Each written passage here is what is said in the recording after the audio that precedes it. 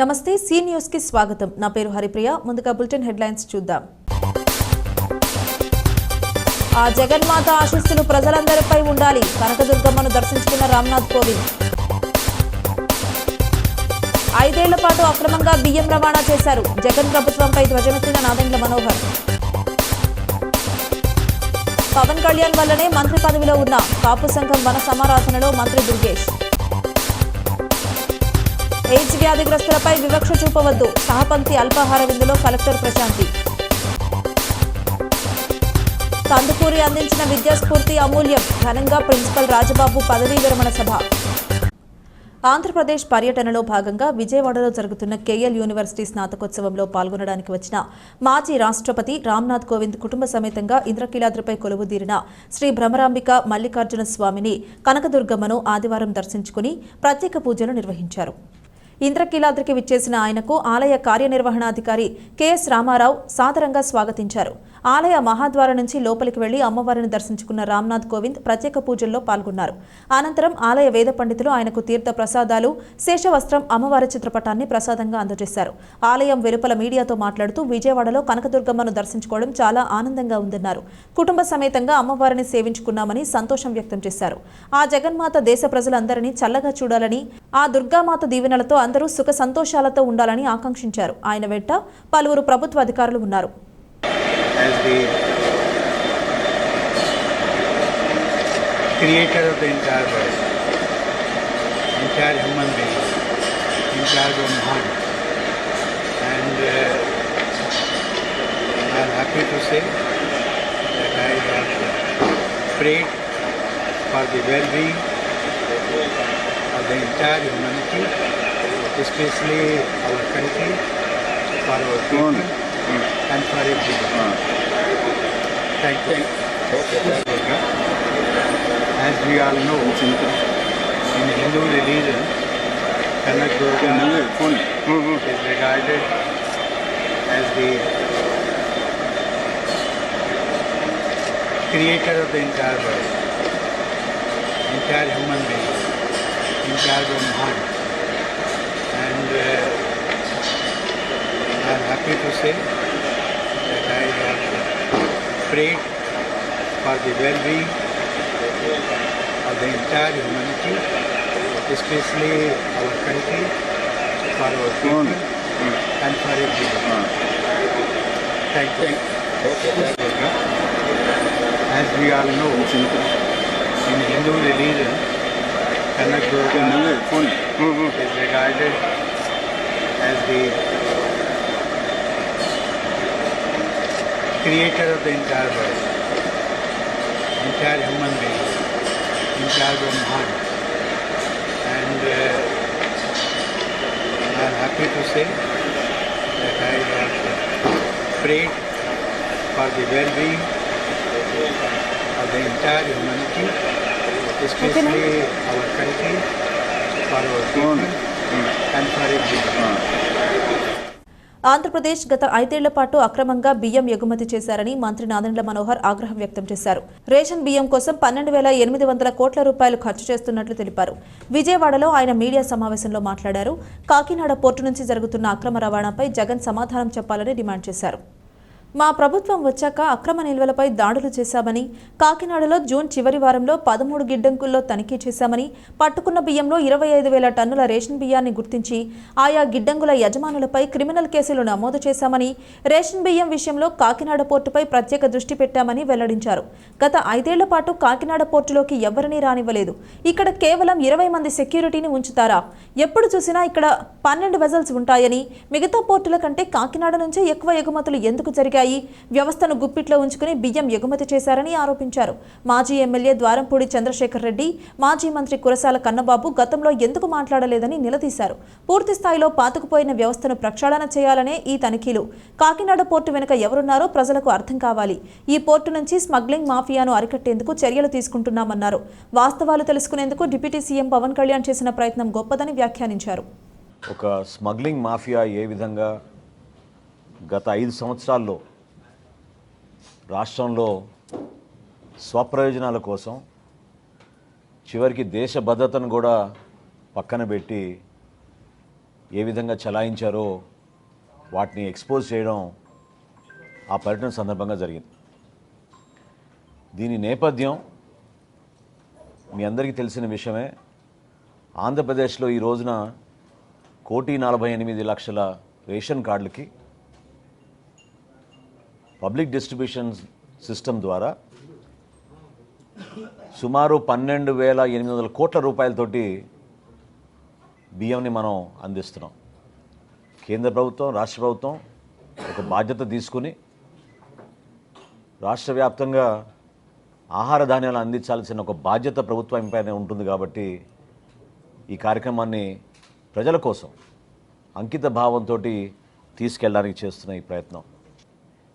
ఈ విధంగా వీళ్ళు పక్కడబందీగా ఒక గ్రీన్ ఛానల్ ఏర్పాటు చేసుకుని చిత్తూరు నుంచి, శ్రీకాకుళం నుంచి నేషనల్ హైవే మీద నేరుగా కాకినాడకి ఎక్కువ శాతం ఈ బియ్యం తరలించే విధంగా ఒక పక్కడబందీ కాన్స్పిరసీ చేసి వీళ్ళు చేశారు. ఆంధ్రప్రదేశ్ తీరంలో ఏ పోర్టుకి లేని విధంగా కాకినాడ పోర్టులో రైస్ ఎగుమతి జరిగింది. ప్రత్యేకంగా వీళ్ళు ఎప్పుడైతే మెడ మీద కత్తి పెట్టి కాకినాడ సీపోర్ట్స్ లిమిటెడ్ దగ్గర నుంచి వీళ్ళు పోర్టు లాగేసుకుని ఆరోబిందోకు అప్పచెప్పారో ఆ రోజు నుంచి మీరు చూస్తే లెక్కలు ప్రతి ఒక్కరు కూడా ఆశ్చర్యం కలిగిస్తాయి. 3 ఆర్థిక సంవత్సరాల్లో, నేను 5 సంవత్సరాలు కూడా చెప్పడం లేదు, కేవలం గత 3 ఆర్థిక సంవత్సరాలు చెప్తున్నాను. గత 3 ఆర్థిక సంవత్సరాల్లో మన రాష్ట్రంలో గంగారాం పోర్టులో బియ్యం ఎగుమతి 2,20,289 మెట్రిక్ టన్నులు.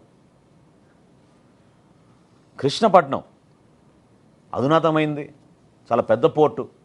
ఇక్కడ 23,51,218.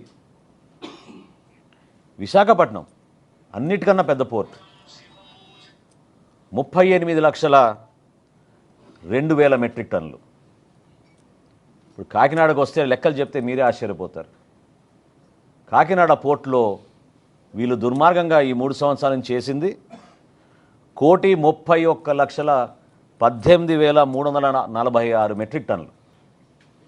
పూర్తి స్థాయిలో ఒక కాన్స్పిరసీ వీళ్ళు తయారు చేసుకుని దుర్వినియోగం చేసి రాష్ట్రానికి నష్టం కలిగిస్తుంటే, ఇదేమన్నా ఒక వ్యక్తి పైన మేము కక్ష కట్టామా? ఒక కుటుంబానికే మేము పరిమితం అయ్యామా? సో దీని వెనక ఎవరున్నారు? ఎంత పెద్ద కాన్స్పిరసీ జరిగిందంటే జగన్మోహన్ రెడ్డి గారి ప్రభుత్వంలో ఆయనే ముఖ్యమంత్రి, ఆయనకి తెలియకుండా జరగదు కదా. ఆరోబిందో రియాలిటీకి కాకినాడ సీ పోర్ట్స్ ఎందుకు 41% వాటా ట్రాన్స్ఫర్ చేసింది? ఏ సందర్భంలో చేసింది?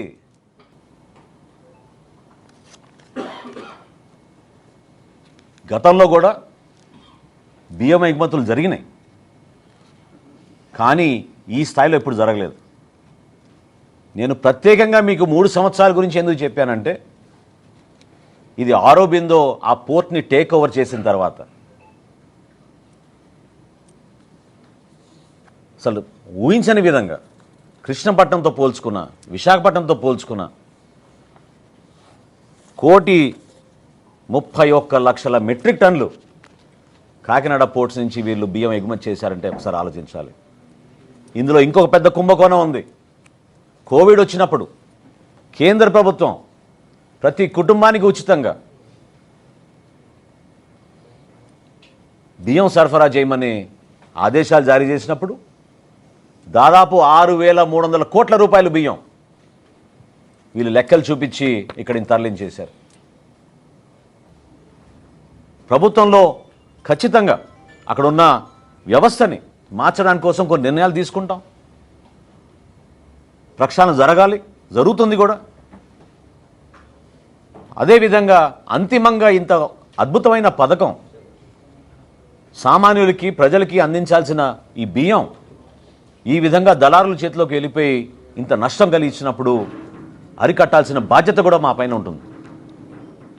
తాను మంత్రిగా ఈ హోదాలో ఉండటానికి ప్రధాన కారకుడు డిప్యూటీ సీఎం కొణిదెల పవన్ కళ్యాణ్ అని రాష్ట్ర పర్యాటక సాంస్కృతిక సినిమాటోగ్రఫీ శాఖ మంత్రి కందుల దుర్గేష్ పేర్కొన్నారు. స్థానిక చెరుకూరి గార్డెన్స్ లో నగర కాపు సంక్షేమ సేవా సంఘం గౌరవ అధ్యక్షులు రామినేడి మురళి అధ్యక్షతన జరిగిన కార్తీక వన సమారాధనలో మంత్రి కందుల దుర్గేష్ ముఖ్య అతిథిగా పాల్గొన్నారు. తాను కోరుకున్న నియోజకవర్గం నుండి కాకుండా మరో నియోజకవర్గం నుండి పోటీ చేయాల్సిన పరిస్థితుల నేపథ్యంలో పార్టీ అధినేత పవన్ కళ్యాణ్ తనను ఎమ్మెల్యేగా గెలిచిరా మంత్రిని చేస్తారని భరోసా ఇచ్చారని ఆయనకు ధన్యవాదాలు తెలిపారు. తనకు వచ్చిన పదవిని హోదాగా భావించనని తాను ఎన్నడూ కూడా ప్రజలకు సేవకునిగానే భావిస్తానన్నారు. అర్లపల్లి నాగబోస్ తన జీవితాన్ని సామాజిక వర్గం కోసం ధారపోశారని అలాంటి వారిని గౌరవించుకోవడం అభినందనీయమన్నారు.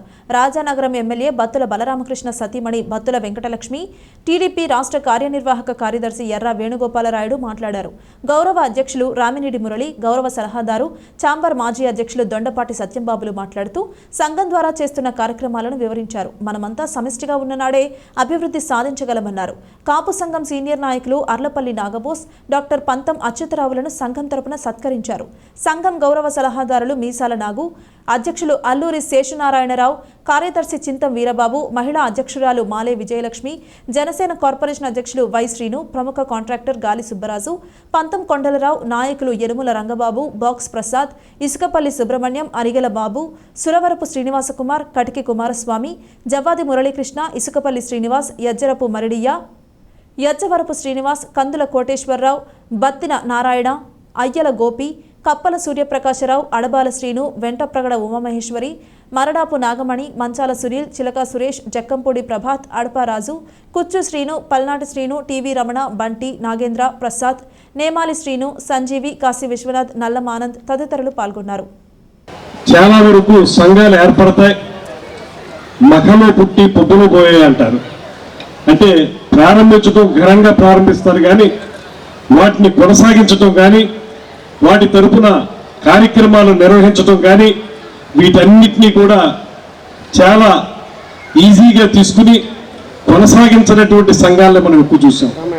అయితే ఇవాళ ఏ రోజైతే ప్రారంభించారో ఆ రోజు నుంచి ఇవాళ వరకు కూడా నిరాఘాటంగా కొనసాగిస్తూ కేవలం పేరుకు మాత్రమే సంక్షేమ సంఘంగా మాత్రమే కాకుండా పేద విద్యార్థులకి ఆర్థికపరమైనటువంటి సహకారాన్ని అందించడం కానీ సేవా కార్యక్రమాలను చేపట్టడం కానీ ప్రభుత్వం చేసిందా చేయలేదా పక్కన పెట్టి వారు మాత్రం నిరంతరం అనేక సేవా కార్యక్రమాలు చేసినటువంటి సంస్థగా ఇవాళ ఈ కాపు సంక్షేమ మరియు సేవా సంఘానికి పేరుందనేటువంటి మాటని ఈ సందర్భంగా మీకు మనవి చేస్తున్నాను. అందుకే మీ అందరికీ తెలియజెప్పేది వారిని మనం వెన్ను తట్టి వారందరూ ముందుకు వెళ్ళి ఇదే రకమైనటువంటి కార్యక్రమాలను కొనసాగించాల్సిందిగా మనం వారికి భరోసా ఇవ్వాల్సిందిగా మిమ్మల్ని అందరినీ కోరుతా ఉన్నాను. కులాల వారీగా విడిపోవటం అనేది అనివార్యమైనది వాస్తవం, మనందరం కూడా ఒప్పుకు తీరాల్సినటువంటి అవసరం ఉంది. నిజానికి వన సమారాధనలు అనేవి కులాల వారీగా మన సంస్కృతి సాంప్రదాయాలు ఎక్కడ చెప్పబడలే. అయినా ఈవేళ నడుస్తున్నటువంటి ట్రెండ్కి అనుగుణంగానే మనం కూడా నడుచుకోవాల్సినటువంటి అవసరం ఉంది కాబట్టి ఆ రకంగా మనందరం సమావేశం అయ్యాం. అయితే ఈ సమావేశానికి ఒక పరమార్థం కావాలి. ఈ సమావేశంలో వచ్చాం, భోజనాలు చేసాం, వెళ్ళాం అనేటటువంటిది ఒకటే కాకుండా పరోక్షంగా ఈ సమాజంలో చాలామందికి ఈ రకమైనటువంటి కూడిక వల్ల కొన్ని సంకేతాలు పరోక్షంగా ప్రత్యక్షంగా మనం ఇవ్వగలిగేటటువంటి అవకాశం ఒకటైతే,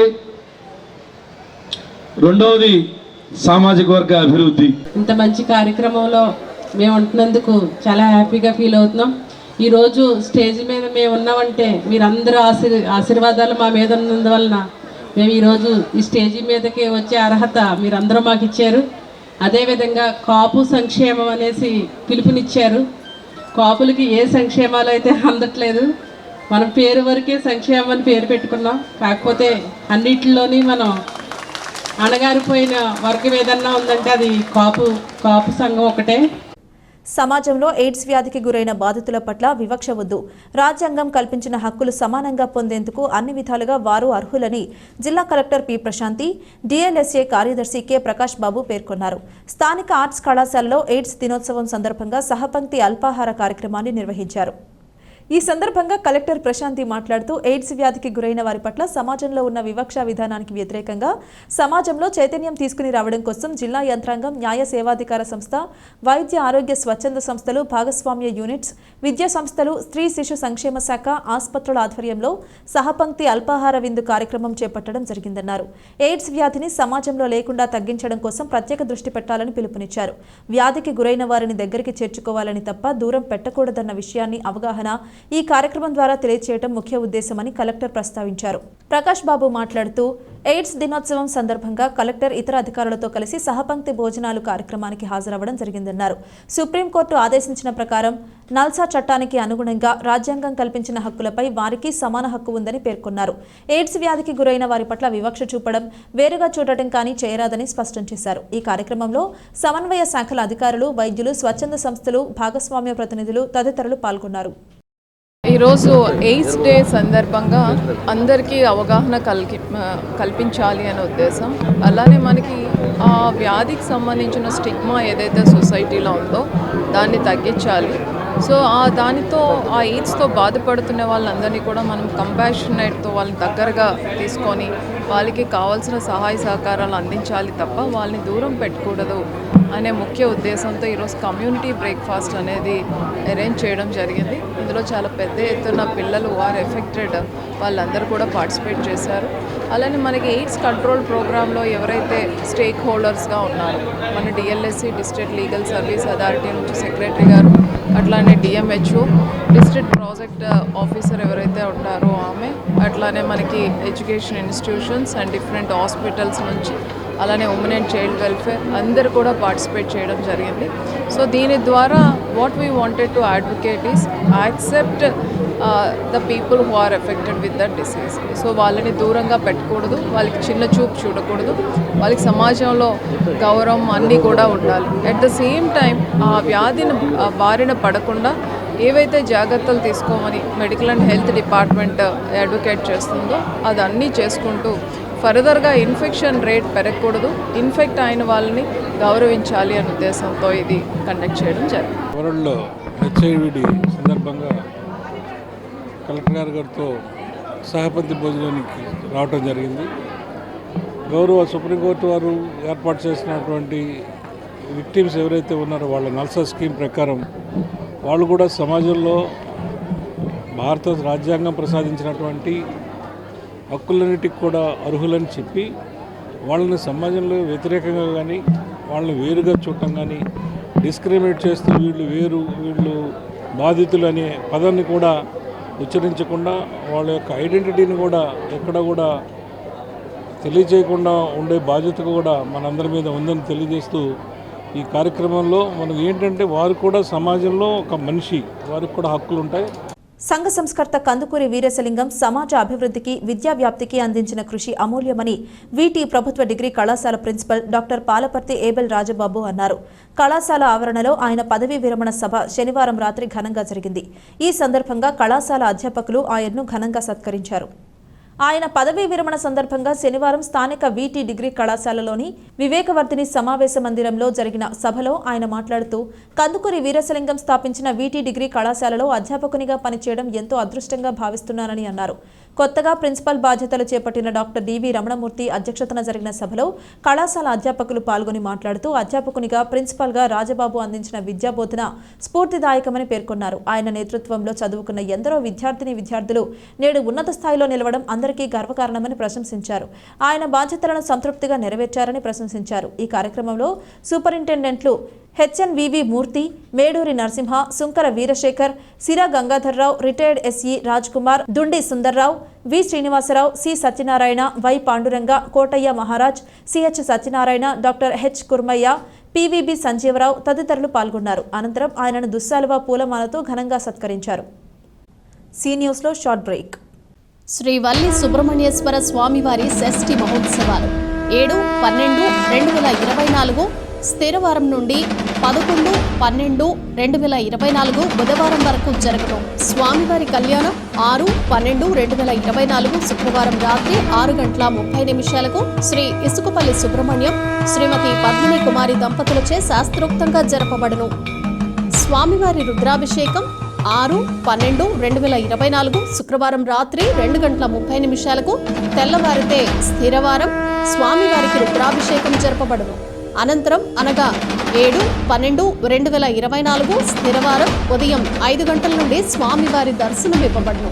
ఆలయ వంశపారంపర్య ధర్మకర్త శ్రీ ఇసుకపల్లి సుబ్రహ్మణ్యం గురుస్వామి 39వ సంవత్సరం శబరిమల యాత్ర సందర్భంగా 7వ తేదీ సాయంత్రం సుబ్రహ్మణ్యేశ్వర స్వామివారి ఆలయం వద్ద అయ్యప్ప స్వామి మహాపడిపూజ మహోత్సవం జరుగును.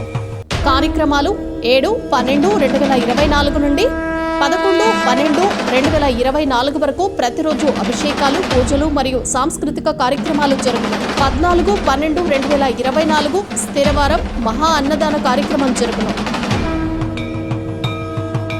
Welcome back to C news. Congress MP Priyanka Gandhi Vadra కేంద్ర ప్రభుత్వంపై తీవ్ర స్థాయిలో విరుచుకుపడ్డారు. వైనాడ్లోని మనంతవాడిలో జరిగిన సమావేశంలో ఆమె పాల్గొని మాట్లాడుతూ ప్రజలకు ఉన్న హక్కులను నిర్వీర్యం చేయడానికి ప్రయత్నిస్తున్న శక్తులపై తాము ఎంతో కాలంగా పోరాటం చేస్తుంటే ప్రధాని నరేంద్ర మోదీ మాత్రం తమ స్నేహితుల అభివృద్ధికి కృషి చేస్తున్నారని ఆరోపించారు. వయనాడ్లో వరదలు సృష్టించిన విలయంలో ప్రజలు తీవ్రంగా నష్టపోయినా కేంద్ర ప్రభుత్వం ఎటువంటి సహాయాన్ని అందించట్లేదని మండిపడ్డారు. వయనాడ్ ఎంపీగా అక్కడి ప్రజల అవసరాలు, హక్కుల కోసం పార్లమెంట్లో తన గొంతుకను వినిపిస్తానని, వారి కోసం శక్తివంచన లేకుండా పనిచేస్తానని అన్నారు. మన దేశంలో ఉన్న వ్యవస్థలను బలహీనం చేయడానికి ప్రయత్నిస్తున్న వారికి వ్యతిరేకంగా ప్రజలు కలిసికట్టుగా పోరాడాలని ఆమె పిలుపునిచ్చారు. కేంద్ర ఏజెన్సీలను ఎన్డీఏ ప్రభుత్వం పావులుగా వాడుకుంటూ ప్రతిపక్షాలను భయపెట్టడానికి ప్రయత్నిస్తోందని దుయ్యబట్టారు. 2 రోజుల కేరళ పర్యటనలో భాగంగా ప్రియాంక రాహుల్ గాంధీతో కలిసి వయనాడ్ లోక్సభ సెగ్మెంట్ పరిధిలోని తిరువంబాడిలోని నికంబూర్లోని కౌలై, వండూరు, కొస్కోడ్, మలప్పురం జిల్లాల్లో బహిరంగ సభల్లో పాల్గొన్నారు.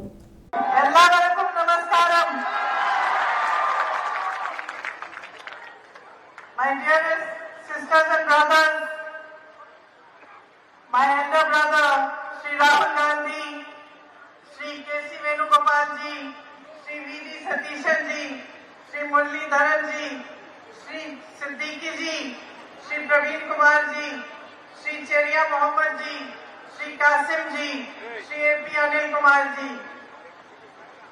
I welcome all of you to this meeting, and first of all, I thank all of you from the deepest place in my heart for bringing me here today and for making me your member of parliament.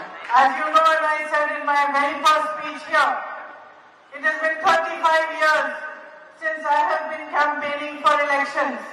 This is the first election I stood for my own election.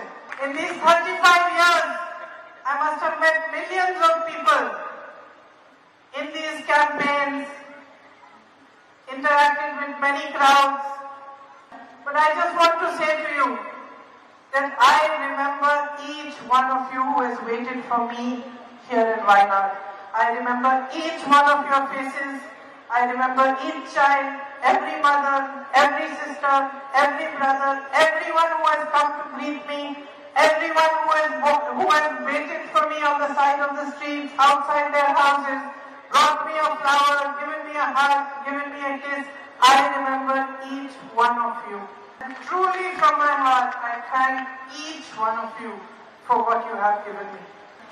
And the value of what you have given me lies in your love and in your trust.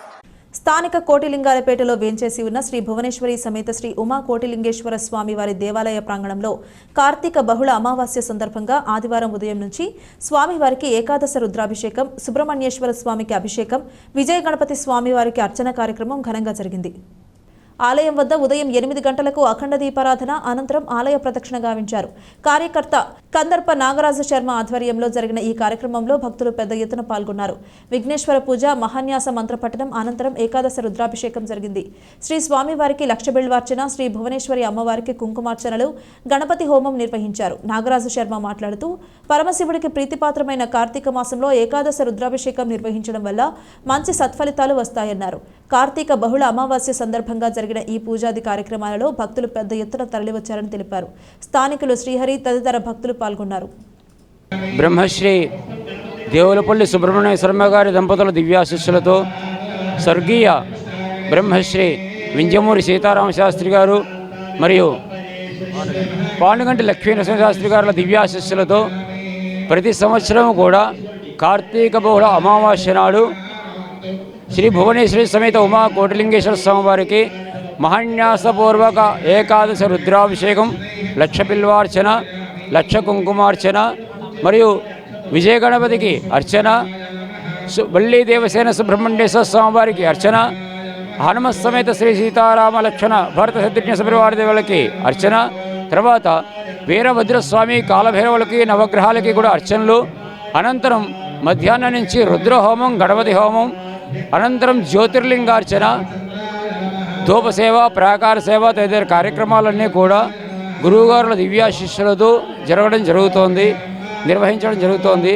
ప్రతి సంవత్సరము కూడా కార్తీక బహుళ అమావాస్య నాడు ఈ క్రతువు నిర్వర్తించడం జరుగుతుంది.